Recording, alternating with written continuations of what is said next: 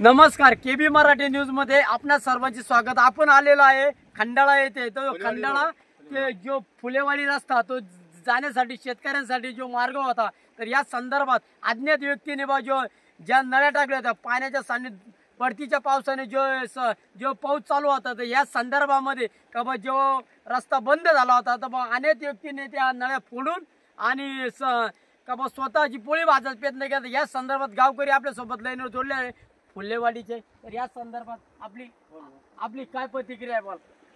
प्रतिक्रिया अशी आहे, आपले सोलार आहे ना, सोलार बसण्यासाठी त्यांनी रस्ता केला, त्याने स्वतः खर्च करून त्याने रस्ता केला।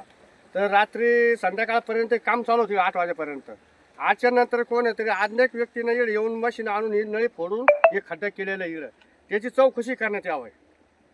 का तुमच्या गावकऱ्याच्या वतीनं बा का काय करण्यात येईल?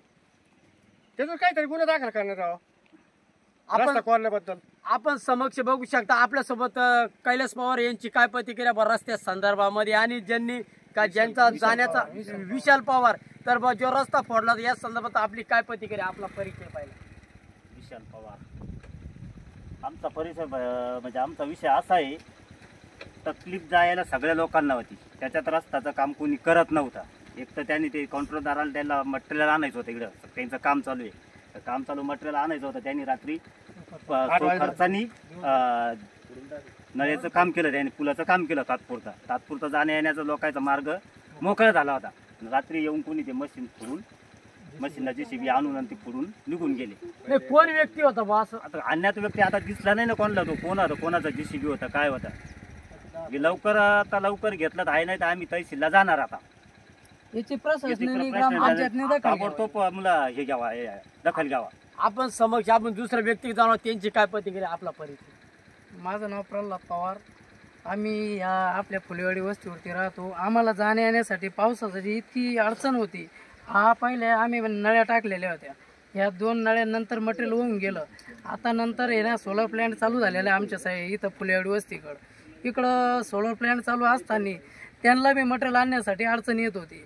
त्यांनी नळ्या आणून इथं पुलाचं काम करून दिलं आम्हाला वस्तीवाल्यासाठी बी त्यांच्यासाठी बी हे चांगलं झालं। त्याच्यानंतर काल पूर्ण हे काम झालं, पुलाचं काम झालं। रात्री कोणीतरी असं झालं का रात्री येऊन आहे ना हे नळ्या फोडणे, तुम्ही हे बघू शकता हा प्रकार हे बघा, हे गड्डा आहे, हे पूल कमीत कमी 3 ते 4 फूट आहे ना नळी तोडलेली आहे, इकडून गड्डा केलेला आहे।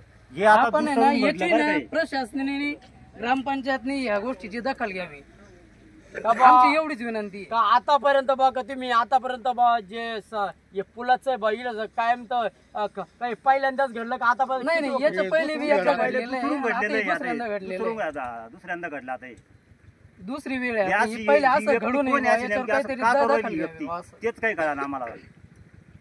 समक्ष आपण बघू शकता का बा आपल्यासोबत दुसरे नागरिक बा त्यांची काय प्रतिक्रिया बघा। ज्या रस्त्या संदर्भात त्यांचा दळणावळणाचा प्रश्न आहे, पुन्हा त्याच्यानंतर नाही का अनेक त्यांच्या दूध असेल, पुन्हा शेतीमालाचं हे असेल, तर या संदर्भात जे ते कायम या रस्त्याने रहदारी करतात, या संदर्भात आपली काय प्रतिक्रिया? या संदर्भात अशी प्रतिक्रिया आहे, खंडाळा फुलेवाडी रोडवर ये बरमाळा वस्तीजवळ जे पूल आहे, हा पूल आमदार साहेबांनी सुद्धा पाहून गेलेला आहे आणि त्यांनी करून देण्याचं सुद्धा त्यांनी सांगितलं। आम्ही त्याचा पाठलाग न केला, परंतु या ठिकाणी आमच्या भागात गायरान जमीनमध्ये हे सोलर झालं आहे आणि सोलरचे जे वाहतूक त्यांना माल आणण्यासाठी साहेब लोकांच्या गाड्या येण्यासाठी जी अडचण तयार झाली होती, त्यांना मला सहकार्य करून आमचा हा कच्चा पूल का होईना त्यांनी व्यवस्थित करून दिला आणि या ठिकाणी रात्री 8 वाजेपर्यंत एक काम पूर्ण झालं। आणि रात्री अज्ञात व्यक्ती कोणीतरी आमच्यातलेच असेल त्यांनी येऊन या ठिकाणी नळ्या फोडल्या आणि JCBनं बकेटीने उचलून सुद्धा बाजूला गड्डे करून ठेवले। याची कारवाई व्हायलाच पाहिजे, नसता याचे परिणाम वेगळे होतील, तहसीलला जाणार। समक्ष आपण बघू शकता बघा गावकरी किती आक्रमक व्हायले। मी केबी मराठी न्यूज साठी संदीप गायके, खंडाळा।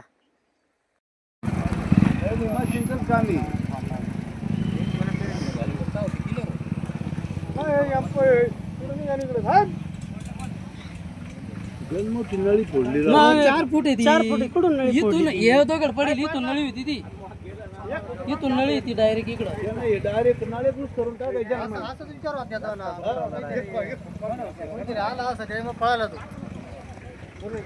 कोणतरी पाहिले बघ एवढं करून कधी. म्हणजे रहदारी लक्ष दिली नाही पाहिलं असेल कोणतरी, पण तो बी बोलत नाही. रहदारी लक्ष दिली